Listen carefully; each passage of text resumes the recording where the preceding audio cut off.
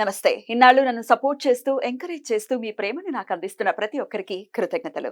అలాగే ఈ వీడియో కూడా ఖచ్చితంగా మీకు ఉపయోగపడుతుంది. లైక్, షేర్ అండ్ సబ్స్క్రైబ్ చేసి మీ సపోర్ట్‌ని నాకు అందించండి. అలాగే ఈ వీడియో పట్ల మీకున్న అభిప్రాయాన్ని కామెంట్ సెక్షన్‌లో కామెంట్ చేసి తెలియజేయండి. ఇప్పుడు వీడియోని చూద్దాం. నమస్తే, వెల్కమ్ టు అవర్ ఛానల్. నేను పద్మిని. ప్రస్తుతంతో పాటు ప్రముఖ ఆధ్యాత్మికవేత్త, వాస్తు జ్యోతిష పండితులు, న్యూమరాలజిస్ట్ శేషగిరిరావు గారు ఉన్నారు. మాట్లాడదాం. సార్ నమస్తే అండి. సార్ బోర్డు మీద చాట్ వేశారు. దేని గురించి చెప్పబోతున్నారు సార్? రైట్. అంటే చాలా మందికి ఉండేది అంటే ప్రతి ఒక్కరికి మారకాధిపతి అని ఒకడు ఉంటాడు, లేదా బాధకాధిపతి అని ఒకళ్ళు ఉంటారు. సో మారకాధిపతి అంటే ఏంటి? మనకి ఎప్పుడైనా సరే చావు ఎవరి వల్ల వస్తుంది, మరణం, దాన్ని మారకాధిపతి అంటాం. తర్వాత మరి బాధకం అంటే ఎవరి వల్ల బాధలు ఎక్కువ కలుగుతాయి, ఇదే ఎక్కువ తెలుసుకోవాలి సార్.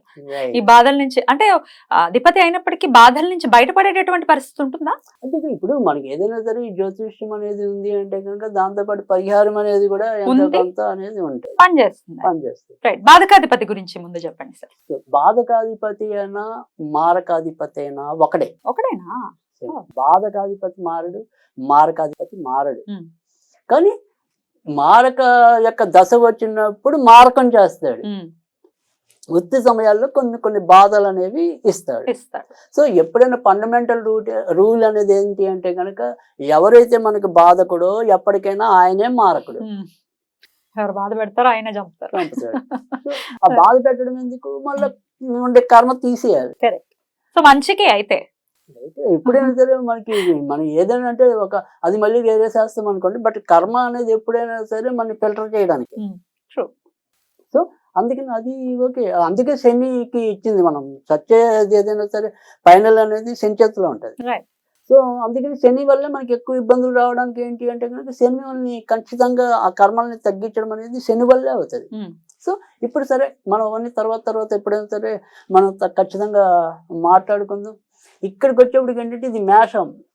సో మేషం అనేది ఏంటి అంటే కనుక దీన్ని చరరాశి అంటారు. తర్వాత ఇది వచ్చేప్పటికి కర్కాటకం కూడా చరరాశి అవుతుంది. తర్వాత వచ్చేప్పటికి తుల చరరాశి అవుతుంది, చరరాశి.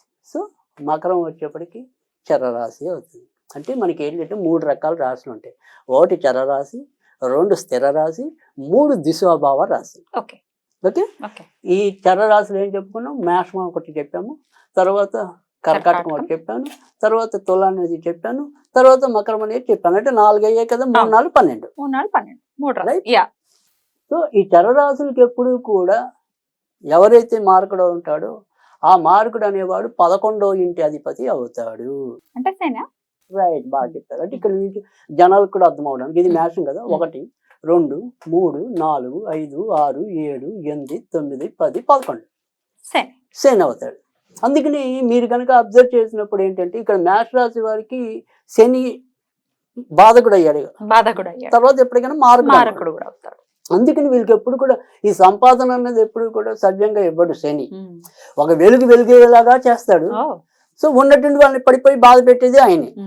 సో చరరాశులందరికీ కూడా మారకాధిపతి శని, శని అవుతాడు. రాశి వేరు అవుతుంది కదా. ఇప్పుడు మేష రాశి నుంచి 11వ ఇంటి వాడు ఈయన అయ్యాడు. రాశి వేరు, మళ్ళీ కౌంట్ వేరు అవుతుంది. రైట్.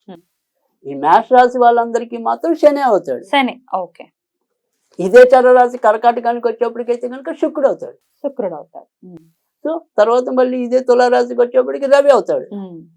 తర్వాత ఈ మళ్ళీ చరరాశి వచ్చేప్పటికి మకరం చెప్పాను, కుజుడు అవుతాడు. అది మనం గుర్తుంచుకోవాల్సింది.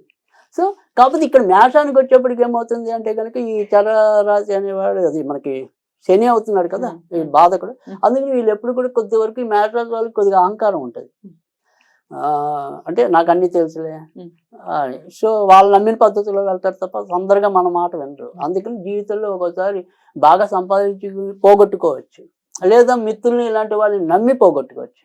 సో అందుకని మేషరాశి వాళ్ళు ఎప్పుడు కూడా ఆంజనేయ స్వామికి సంబంధించిన ఆరాధన ఎక్కువ చేసుకుంటూ ఉండాలి. చేస్తే ఈ బాధకాధిపతి కొంచెం బాధల్ని తగ్గించేటటువంటి పరిస్థితి. అందుకు ముఖ్యంగా నా దగ్గరికి ఎవరైతే ఈ మేష లగ్నంలో కానీ మేష రాశిలో వచ్చిన చిన్నపిల్లలు ఎవరైతే ఉంటారో వాళ్ళకి కంపల్సరీ నేను మెడలో ఆంజనేయ స్వామి లాకెట్ వేయండి అని చెప్తాను.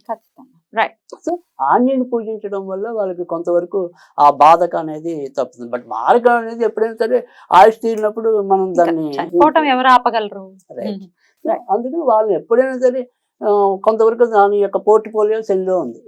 సో దానికి సంబంధించిన పరిహారం చేసుకోవాలి. Right. కర్కాటక రాశి వాళ్ళకి మారకాధిపతి బాధకాధిపతి శుక్రుడు అవుతున్నాడు, Right. ఏం చేయాలండి? సో ఇక్కడ ఈ కర్కాటక రాశి వారికి మనకి శుక్రుడు అవుతాడు కదా, కనుక ఈ కర్కాటక రాశి వాళ్ళకి బాధలు ఎవరితో వస్తాయి అంటే కనుక సాధారణంగా ఆడవాళ్ళతో వస్తాయి. ఆడవాళ్ళతో వస్తాయి. సో ఇంటి ఆడవాళ్ళైనా అవ్వచ్చు, వాళ్ళకి నమ్మి నచ్చే ఆడవాళ్ళు అవ్వచ్చు. సో ఏదైనప్పటికీ కూడా వాళ్ళు దెబ్బతినే దాని వెనక కానీ వాళ్ళు బాధపడే స్థితిలో కానీ ఖచ్చితంగా ఆడవాళ్ళు ఉంటారు. సో కనుక ఆడవాళ్ళ వల్ల కొంత ఇబ్బందులు అనేది కర్కాటక రాశి, అదే లగ్నం అయితే ఇంకా పవర్ఫుల్ అనుకోండి. సో అది ఎక్కువ ఉండటం అనేది ఉంటుంది. రాశి ఏం చేయాలి మరి? ఇక్కడ మనం శుక్రుడి దానికి వచ్చేప్పటికి ఏంటంటే ప్రతిరోజు వాళ్ళు చదవగలిగితే కనుక ఓం నమో భార్గవాయ నమః, ఓం నమో భార్గవాయ నమః అనేది నిత్యం చదువుకోవటం. అలా లేదు అంటే కనుక సింపుల్ గా రెమెడీ ఏంటంటే కనుక ఒక ఆవు బొమ్మ వెండిది పెట్టుకోవాలి ఇంట్లో పూజ గది.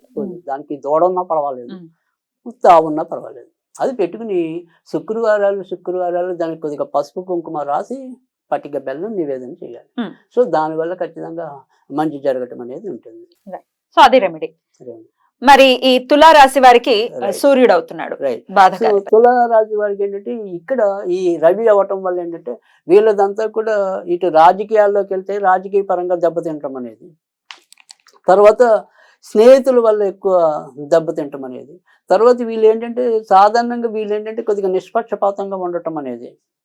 దీనివల్ల ఎవరికైతే మనం ఉన్నది చెప్తే ఎవరికి కదా, అందుకని వీళ్ళకి వెనక వెన్నుపోటు పోడ్చే వ్యక్తులు వీళ్ళకి ఎక్కువ ఉంటారు తులారాశి వాళ్ళు. సో అందుకని ఇక్కడ సూర్యుడు ఆరాధన వీళ్ళకి మేలు చేయడం అనేది ఉంటుంది.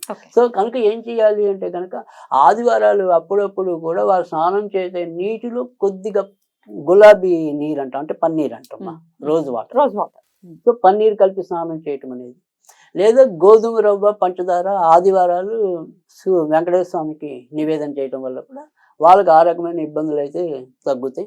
తర్వాత రెండోది వచ్చేప్పటికి ఏంటంటే ఈ స్నేహితులను నమ్మే విషయంలో మాత్రం చాలా జాగ్రత్తగా తులారాశి వాళ్ళు ఉండాలి. ముఖ్యంగా ప్రభుత్వ ఉద్యోగాల్లో ఉండే వాళ్ళైతే కనుక మరింత జాగ్రత్తగా ఉండాలి. అంటే ఒక్కోసారి అవినీతి కేసుల్లో అలాంటి వాటిల్లో ఇరుక్కునే అవకాశాలు అయితే ఉంటాయి, ఒకవేళ వాళ్ళ ప్రమేయం లేకపోయినా.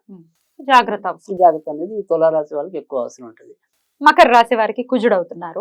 సో ఈ మకర రాశి వాళ్ళకి ఏంటంటే ఎక్కువ రోగాల నిమిత్తంగా ఎక్కువ బాధ పెట్టడం అనేది ఉంటుంది. ముఖ్యంగా ఎముకలకి సంబంధించినవి, కీళ్ళకి సంబంధించిన వీటిలో ఎక్కువగా జాగ్రత్త పడాల్సి ఉంటుంది. అలాగే ఆకస్మికంగా ప్రమాదాలు జరిగి కూడా శాశ్వతంగా బెడ్ మీద ఉండే అవకాశాలు కూడా ఎక్కువ ఉంటాయి. సో అందుకని మకర రాశి వాళ్ళకి అంతా కూడా ఈ కుజుడు మనకి ఏమిస్తాడు, ఒకటి ఇలాంటి అనారోగ్య ప్రమాదాలు ఇస్తాడు, లేదు అంటే కోర్టు గొడవల రూపేణా కోర్టుకు పెట్టుకోవడమే అవుతుంది, తిరుగుతూ ఉండటమే అవుతుంది. సో తద్వారా మనకి ఇబ్బంది, బాధ అనేది. సో బాధ అన్నది ఆ రకంగా వీలు కలిగించడం అనేది కుజుడు ఉంటుంది.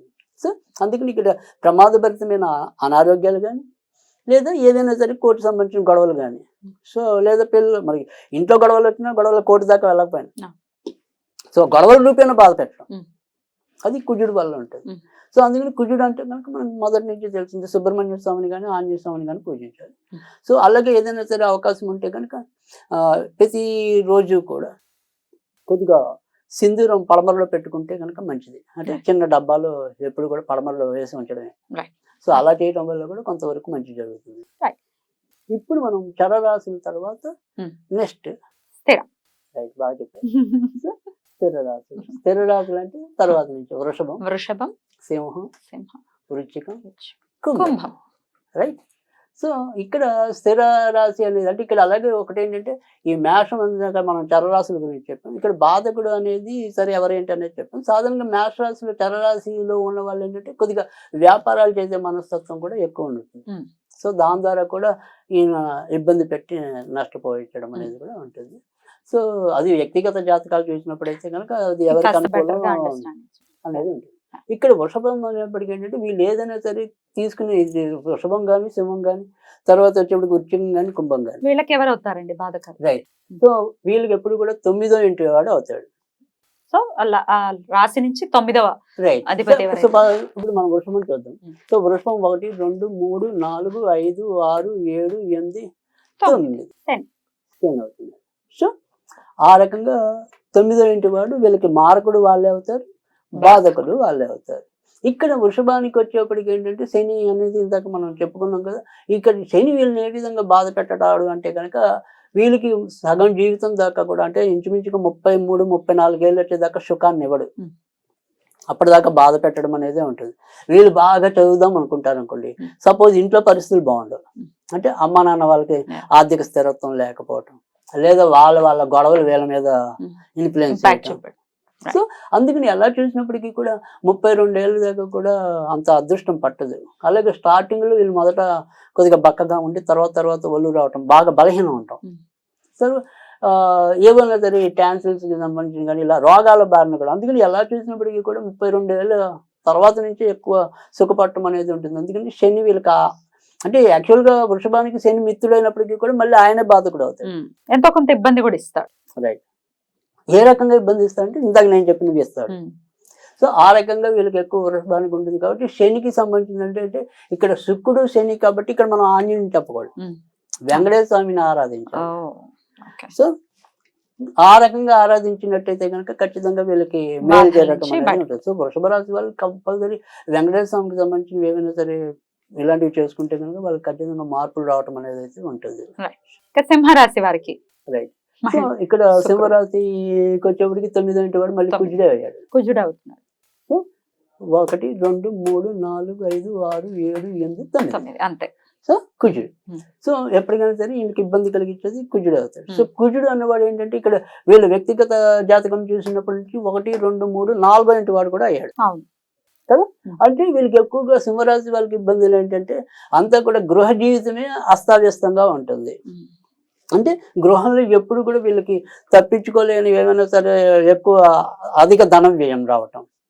సో ఈ బాధ్యతలను మొయ్యవలసిన గుణం ఎక్కువ ఉండటం అనేది ఉంటుంది.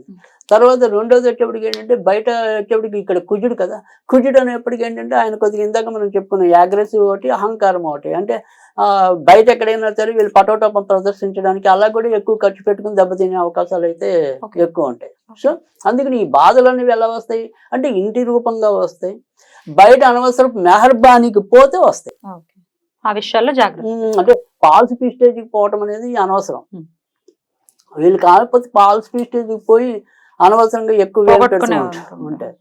సో అప్పు చేసే తర్వాత తీర్చలేకపోతే మరి ఇబ్బంది అవుతుంది కదా. సో అందుకని ఆ రకంగా పైగా కుజుడు అంటే అప్పులకు సంబంధించిన వాడు, ఆయన దానికి మరి అధిపతి అయ్యాడు కదా.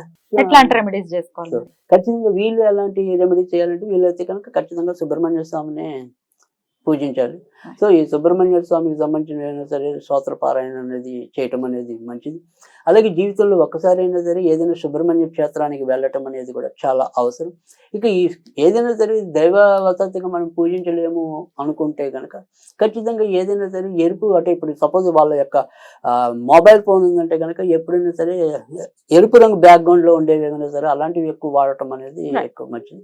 తర్వాత ఇంటికి సంబంధించినంత వరకు కూడా ఎరుపు రంగుకు సంబంధించిన వాటికి ఎక్కువ ప్రాధాన్యత ఇవ్వటం అనేది, ఎందుకంటే అటు రవికి ఎరుపు రంగుతో సంబంధం ఉంది, అది కుజుడికి కూడా ఎరుపు రంగుతో సంబంధం ఉంది. కాబట్టి ఎరుపు రంగు వాడినట్టయితే ఇంకొంత ప్రయోజనం ఉండటం అనేది ఉంటుంది. ఇక వృశ్చికం. రైట్. సో ఇక్కడ వృశ్చికం అనేది కూడా మళ్ళీ దీనికి వచ్చేప్పటికి భాగ్యాధిపతి చంద్రుడు అవుతాడు. ఈ చంద్రుడు అనేవాడు ఏంటంటే వీళ్ళకి ఏ రకంగా ఎక్కువ ఇబ్బందులు ఇవ్వటం అనేది ఉంటుంది ఏంటంటే చంద్రుడు అంటేనే అసలు నిలకడలేనివాడు కదా. సో అందుకని నిలకడలేని నిర్ణయాలు తీసుకుని సఫర్ అయ్యే వాళ్ళు ఎవరయ్యా అంటే ఈ వృశ్చిక వాళ్ళు. సో ఇదే వృశ్చిక రాశికి వచ్చేప్పటికంటే ఇక్కడ మనం చంద్రుడు అని చెప్పాం, ఈ వృశ్చిక లగ్నం అయింది అనుకోండి, సపోజ్ వృశ్చిక లగ్నం వృశ్చిక రాశి అనుకోండి. లగ్నం అనేది ఇందాక ఇంకా చెప్పాం మనం పవర్ఫుల్ అని, పొరపాటున వృశ్చిక లగ్నం అయ్యండి వాళ్ళది వృశ్చిక రాశి అయింది అనుకోండి ఇంకా డేంజర్, డబుల్ ఇంపాక్ట్ కదా. అంతేగా ఇక్కడ మనకి చంద్రుడు నీచస్థానం, అక్కడేమో చంద్రుడు బాధకుడు బాబోయ్. అందుకని అక్కడ కనుక వృశ్చిక లగ్నం వృశ్చిక రాశి రెండు సేమ్ ఒకే దాంట్లో జన్మించినట్టయితే కనుక ఇంకా ఇబ్బందులు ఎక్కువ పెరగటం, మూర్ఖత్వం అధికంగా రావటం, అంటే సీతయ్య ఎవడి మాట వినడన్నట్టుగా వాళ్ళు ఇబ్బందులు తెచ్చుకోవటం, దీనివల్ల సమస్యలు అధికంగా ఉండటం. కనుక వృశ్చిక రాశి వారికి తర్వాత రెండోది ఏంటంటే పెద్ద సమస్య ఏంటి అంటే కనుక ప్రతి దాంట్లో కూడా కొంత తొందరపాటు అనేది ఉంటుంది, లౌక్యంగా ఎలా వెళ్ళాలనేది తెలియదు. సో దానివల్ల కూడా సమస్యలు అధికంగా తెచ్చుకోవటం అనేది ఉంటుంది. అంటే ఏ పని ఎప్పుడు లౌక్యంగా చేయించుకురావాలి అనే చాకచక్యం వీళ్ళకి తెలియదు. అందుకని అన్ని మంచి చేసినా కూడా చివరిలో ఏదో విధంగా తిట్లు తినిపించుకుంటారు వీళ్ళు. సో ఆ రకంగా కూడా వీళ్ళని బాధ పెట్టడం అనేది చంద్రుడు అవటం అనేది ఉంటుంది. సో ఇక్కడ చంద్రుడికి సంబంధించిన రెమెడీ ఏంటంటే కనుక ఏదైనా సరే చదువుకోగలిగితే సోమవారం పూట లలిత సహస్రనామం చదవటం అనేది మంచిది. ఒకవేళ లలితారామం చదవలేకపోయినా కూడా ఓం ఐం హ్రీం శ్రీం శ్రీమాత్రే నమః, ఓం ఐం హ్రీం శ్రీం శ్రీమాత్రే నమః ఇది నిత్యం పఠించినా కానీ ఖచ్చితంగా మేలు జరగటం అనేది ఉంటుంది. ఒకవేళ దేవుణ్ణి ఆరాధించవలసిన గుణం కనుక లేకపోతే వీళ్ళు ఏదైనా సరే ఎక్కువగా వాల్ పేపర్ వైట్ కానీ ఎల్లో కానీ వాళ్ళ మొబైల్ ఫోన్లో ఆ బ్యాక్గ్రౌండ్ ఎక్కువ ఉండేలాగా తీసుకున్నట్టయితే కనుక ఇంకా ఎక్కువ మంచి జరగడానికి అయితే ఉంటుంది. సో బాగా దూరంగా ఉండవలసిన రంగు అయితే కనుక ఆకుపచ్చ రంగు కొద్దిగా దూరంగా ఉండాలి. సో కొంతవరకు ఆ రకంగా జాగ్రత్తలు తీసుకుంటే కనుక బాధకాధిపతి నుంచి ఇబ్బందుల నుంచి బయటపడచ్చు. కుంభం. సో కుంభానికి వచ్చేప్పటికి ఏంటంటే యాక్చువల్ గా శుక్రుడు అవుతాడు. 9వ ఇంటి వాడు తుల అవుతుంది. సో వీళ్ళు ఏ రకంగా బాధ పెట్టడం అంటే కుంభరాశి అనేది మనం గతంలో కూడా చెప్పుకుని ఇది కూడా కొంతవరకు ఒడిదుడుకులతోనే ముందుకు వచ్చే రాశిగా ఉండటం. ఇక్కడ శుక్రుడు అనేప్పటికీ ఏంటంటే వీళ్ళు ఏదైనా సరే అనవసరపు మోహాలకు వెళ్ళి, అంటే ఇప్పుడు సపోజ్ నేను చదువుకుంటున్నప్పుడు ఉన్నాను అనుకోండి, ఈ చదువుకునేప్పుడు అంతా కూడా నాకు సినిమాలు పిచ్చి ఉండొచ్చు. సో శుక్రుడే కదా మరి అలాంటి వాటి అన్నిటికీ. లేదు ఒకళ్ళకి ఇంట్లో మంచి లగ్జరీస్ ఉంది, ఆ లగ్జరీస్ మీద వ్యామోహం ఉంటుంది. సో ఎక్కడ మనం నిర్లక్ష్యం చూపకూడదు అక్కడ నిర్లక్ష్యం చూపి పాటు చేసుకునేది కుంభం. సో ఆ రకంగా కనుక జాగ్రత్త తీసుకుంటే మనం ఏ వయసులో దేన్ని స్వీకరించాలి అనే దాని మీద అవగాహన వస్తే కనుక కుంభం అంత మంచి లగ్నం ఉండదు. ఎందుకంటే మరి 11వ ఇంటిది కదా అది. చాలా స్టడీ స్థిరమైన లగ్నం ఒకటి. అందుకని పైగా మీకు ఏంటంటే మనం కొండలో ఏముంది అనేది ఏమంటే వీళ్ళ అంతర్గత స్థితి అనేది చాలా ఎక్కువ. కానీ ఈ అంతర్గత స్థితిని ఏంటంటే వాళ్ళు సరైన పాలనలో ఉపయోగించుకోలేకపోవటం అనేది ఆ రకంగా వీళ్ళని శుక్రుడు బాధించడం అనేది ఉంటుంది. అందుకని వీళ్ళు ఏం చేయాలి అంటే కనుక ఖచ్చితంగా లక్ష్మీదేవిని ఆరాధన అనేది చేయాలి. సో ఆ రకంగా లక్ష్మీదేవికి ఒకవేళ చేయలేకపోతే ఏదైనా సరే వీళ్ళు వైట్ బ్యాక్గ్రౌండ్ అనేది ఎక్కువగా వాడుకోవాలి. తర్వాత పర్పుల్ కలర్ ఒకటి, ఈ పర్పుల్ కలర్ కూడా చాలా ఎక్కువగా వీళ్ళకి ఉపయోగించడం అనేది ఉంటుంది. ఆ రకమైన బ్యాక్గ్రౌండ్స్ ఎక్కువగా తీసుకునటం వల్ల కూడా వీళ్ళకి మంచి జరగటం అనేది ఉంటుంది. ఇక ఫైనల్లీ ద్విస్వభావ రాశులు అనేది ఇక్కడికి వచ్చేప్పటికి మీకు మిథునం అనేది కనపడుతుంది. ఇది ద్విస్వభావ రాశి అంటాం. తర్వాత వచ్చేప్పటికి ఇక్కడ ధనస్సు అనేది కన్య, ధనస్సు, మీనం. సో 4 అంటే ఏదైనా మన కార్నర్ అంటే. సో ఈ కార్నర్స్ అన్ని కూడా ద్విస్వభావ రాశులు అంటారు. సో ద్విస్వభావ రాశులు అంటేనే మీకు అక్కడ అర్థమవుతుంది అంటే రెండు రకాల మెంటాలిటీ స్వభావాలు ఉంటాయి అనేది. సో ఈ ద్విస్వభావ రాశులన్నిటికీ కూడా 7వ ఇంటి అధిపతిని మారకుడు లేదా బాధకుడు అన్నాం. సో అందుకని 7వ ఇంటి వాడు ఎవడవుతాడు, మిథునానికి వచ్చేప్పటికి ధనస్సు అవుతాడు. సో అంటే గురుడు అవుతుంది. గురువు బాధకాధిపత, రైట్. సో కన్యకు కూడా అంతే, గురువే అవుతారు. సో ఇంకా తర్వాత వచ్చేప్పటికి మనకి మీనానికి వచ్చేప్పటికి మళ్ళీ బుధుడు. పరస్పరమే ఈ రైట్. మిథునానికి ధనుసుకి బుధుడు అయ్యాడా, కన్యకి గురుడు అయితే ఇక్కడ మళ్ళీ మనకి వచ్చేప్పటికి ఏంటంటే మిథునానికి వచ్చేప్పటికి గురుడు అయ్యాడు. గురుబుధులే మిథునం. మనం కన్ఫ్యూజ్ అవ్వకుండా జనాలు ఫస్ట్ అయితే కనుక మిథునం. సో ఇక్కడ మిథునానికి వచ్చేప్పటికి గురుడు బాధకుడు అవుతాడు కదా. సో అందుకని ఇక్కడ ఏమవుతుంది, సప్తమం అని చెప్పాం. ఈ సప్తమం అనేది ఇప్పుడు మిథునం వాళ్ళకి ఎలాగవుతుందంటే కొన్నాళ్ళు వ్యాపారం చేస్తారు, కొన్నాళ్ళు ఉద్యోగం చేస్తారు. సో 7వ ఇల్లు అనేది ఎప్పుడు కూడా వ్యాపార స్థానం, భార్య స్థానం. అంటే ఇక్కడ వ్యాపారాలు చేసి దెబ్బతింటం అనేది ఒకటి, ఆ రకంగా బాధ పెట్టడం అనేది ఒకటి. తర్వాత రెండోది భార్య భర్తల మధ్య ఎవరో ఒకరికి తొందరగా రోగం రావడం కానీ వాళ్ళిద్దరి మధ్య పరస్పర ఏమంటాం ఇది లేకపోవడం, సఖ్యత లేకపోవడం. సో ఆ రకంగా కూడా ఇబ్బంది పడటం అనేది ఎక్కువ కనిపించడం అనేది ఉంటుంది. ముఖ్యంగా ఈ మిథున రాశిలో జన్మించిన మగవాళ్ళు ఎవరైతే ఉంటారో ఆడవాళ్ళ కన్నా కూడా వాళ్ళకి సంతాన కారకుడు కూడా పరోక్షంగా గురుడు అవుతాడు. గురుడు కనుక ఒకవేళ సప్తమంలో ఉంటే కనుక వాళ్ళకి పిల్లలు పుట్టడం కూడా కష్టం అవుతుంది. ఆ రకంగా కూడా బాధ పెట్టడం అనేది ఎక్కువ ఉంటుంది. అంటే ఏదైనా సరే ఏ గ్రహం అయితే ఏ భావంలో ఉంటుందో ఆ భావాన్ని పాడు చేస్తాడు అనేది జ్యోతిష్యం. అంటే 7వ ఇంటి వాడు ఎప్పుడు కూడా 7వ ఇంట్లో ఉండకూడదు. 7వ ఇంట్లో ఉంటే ఆ 7వ ఇంటికి సంబంధించిన ధర్మాలు ఏవైతే ఉంటాయో ఎవరైనా అది జ్యోతిష్యంలో ఫండమెంటల్. అది అయితే ఇక్కడ పాడవుతుంది. అదే ఇప్పుడు మనోని చాలా పెద్ద సబ్జెక్ట్ అవన్నీ చెప్పాలంటే మళ్ళీ కేపీ పద్ధతిలోకి వచ్చినప్పుడు కొన్ని మార్పులు అనేవి Right. ఉంటాయి. బట్ మనకి తేలిగ్గా అందరికి అర్థమయ్యేదానికి అందుకే. చెప్తున్నాం మనం. మరి వీళ్ళు ఏం చేసుకోవాలండి రైట్. రెమెడీస్? ఇక్కడ మనకి ఏదైనప్పటికీ కూడా గురువుకి సంబంధించిన రెమెడీస్ ఏం చేయాలి అంటే కనుక వీళ్ళు ఏదైనా వాళ్ళ ఇంట్లో ఖచ్చితంగా ఒక బ్రహ్మను ఎవరు పూజించరు, కానీ బ్రహ్మ ఫోటో కనుక పెడితే కనుక ఖచ్చితంగా మంచి జరగటం అనేది అయితే మిథున రాశి వాళ్ళకు మిథున రాశి వాళ్ళకి ఉపయోగం ఉంటుంది. Hmm. తర్వాత మళ్ళీ అదే కన్యా రాశి వాళ్ళకి కూడా సేమ్. సేమ్. Hmm. అయితే ఇక్కడ మిథున రాశి వాళ్ళకి కన్యా రాశి వాళ్ళకి రెండింటికి కూడా అధిపతి కూడా బుధుడే అవుతాడు. Hmm. కాబట్టి గ్రీన్ కలర్ అనేది ఎక్కువ ఉపయోగపడటం అనేది ఉంటుంది. తర్వాత రెండోది ఏంటంటే గురుడికి సంబంధించింది కాబట్టి ఖచ్చితంగా వీళ్ళు ఎప్పుడైనా సరే వాళ్ళ జీవితంలో ఎవరికైనా గురువుకి ఏదైనా సరే ఒక శక్తి కొద్ది ఏదైనా ఒక బహుమతి అంటే అది పురాణ గ్రంథం అవ్వచ్చు. గురువుల్ని సత్కరించడం అనేది చెయ్యాలి. ఖచ్చితంగా వాళ్ళకి ఏదో ఒక బహుమానం అనేది ఇస్తూ అదే. ఉండాలి. అప్పుడు ఆ బాధకాధిపతి కొంత బాధల్ని ఖచ్చితంగా బాధలు తగ్గించడం అనేది అయితే ఉంటుంది. ప్రతి ఒక్కళ్ళు అలా బాధలతోనే ఉండిపోమనేది మన యొక్క ఆనందంగా సిద్ధాంతం కాదు. కాదు కదా. Right. మిథున కన్యకి చెప్పారు. ఇక సరే. ఇప్పుడు ధనస్సు. సో ధనుస్సుకి వచ్చేప్పటికి బుధుడు. మరి బుధుడు అవుతాడు. మీనానికి కూడా బుధుడు అవుతాడు. ఈ రెండింటికి కలిపి చెప్పండి. Right. కదా. సో అందుకని ఇక్కడ ధనస్సును మరి బుధుడు అని చెప్తున్నాం కాబట్టి ఇక్కడ బుధుడికి సంబంధించినంత వరకు మనం చేయాల్సింది ఏంటి అంటే కనుక వీళ్ళు ఎట్లాంటి ఇబ్బందులు పడుతుంటారు? సో ఇక్కడ బుధుడికి సంబంధించింది ధనుస్సు అయినా సరే ఇంచుమించుగా మిథునైనా పెద్ద మరీ చెప్పుకోదగ్గ వ్యత్యాసం ఉండదు. అంటే వీళ్ళైనా వాళ్ళైనా సరే ఈ రెండు రకాల స్వభావాలతోనే ఇబ్బంది పడటం. అంటే ఇప్పుడు సపోజ్ చదువుకునేప్పుడు ఖచ్చితంగా నేను ఇంజనీరింగ్ చదవాలనేది ఉంటుంది అనుకోండి. ఆ ఇంజనీరింగ్ ఉన్నట్టుండి వదిలేసి నాకు ఇంజనీరింగ్ నచ్చలేదు ఇంకో దాంట్లోకి వెళ్తాను. అయ్యయ్యో. ఆ డెసిషన్ మేకింగ్ పవర్ అనేది కొద్దిగా తక్కువ ఉంటుంది వీళ్ళకి. లేదా రెండు స్వభావాలు అంటే ఉన్నటువంటి వీళ్ళకి తెక్క ఎక్కువ ఉంటుంది. ఆ తిక్క కొద్ది ఏదో ఎవరితో మాట అంటాడు, నేను అవాళ్ళ నుంచి నేను ఇంకా అసలు దాని జోలికి వెళ్ళను అంటాడు. అయ్యో. దానివల్ల నష్టపోతాను కదా. సో అంటే అనవసరకంగా మొండి పట్టుదలకపోవటం ఆ తిక్క వల్ల. సో ఈ తిక్క గుణాలన్నీ కూడా ఈ ద్విస్వభావ రాశుల వాళ్ళకి ఎక్కువ ఉండటం. మీనానికి కూడా ఇదే వర్తిస్తుంది. రైట్. అందుకని ఇక్కడ బుధుడికి సంబంధించినంత వరకు ఏంటంటే చాలా మంది అంటే వెంకటేశ్వర స్వామి అనేది అంటే విష్ణువు యొక్క ఆరాధన అనేది చెప్తాం. సో విష్ణు ఆరాధనే కాకుండా ఎస్పెషల్లీ వినాయకుడికి సంబంధించిన ఆరాధన అనేది కూడా చాలా ఎక్కువ మేలు చేయటం అనేది ఉంటుంది. కనుక ఖచ్చితంగా వాళ్ళ ఇంట్లో ఉత్తరంలో ఒక వినాయకుడికి సంబంధించిన ఆకుపచ్చ చిత్రం ఏదైనా కనుక పెట్టినట్టయితే ఖచ్చితంగా మంచి మార్పులు అయితే వీళ్ళు చూడడానికి అయితే అవకాశం ఉంటుంది. ఒకవేళ అదే మనం ఇందాక ఎప్పుడు అందరిలాగా చెప్పినట్టు వీళ్ళు ఏదైనా సరే మొబైల్లో ఎక్కువగా పెట్టుకోవాలనుకుంటే కనుక ఎక్కువ గ్రీన్ కలర్కి సంబంధించిన కానీ నేచర్కి సంబంధించిన కానీ ఎక్కువ బ్యాక్గ్రౌండ్ వాడుతున్నట్టయితే కనుక మరి కొంత ప్రయోజనం చేకూరే అవకాశాలు అయితే ఉంటాయి. బ్యూటిఫుల్ అండి. ద్వాదశ రాశుల వాళ్ళు కూడా అసలు ఎవరు ఏ రాశి వారికి ఎవరు మారకాధిపతి కానీ బాధకాధిపతి కానీ అవుతారు, వాళ్ళు ఏం చేసుకోవచ్చు రెమెడీస్ అనే అంటే తెలియదండి. ఉచ్చంలో ఉన్నాడు లేకపోతే ఇప్పుడు చంద్రుడు ఉన్నాడు, ఉచ్చంలో ఉంది మాకు వృషభ రాశి వాళ్ళం మేము అని అంటూ ఉంటారు.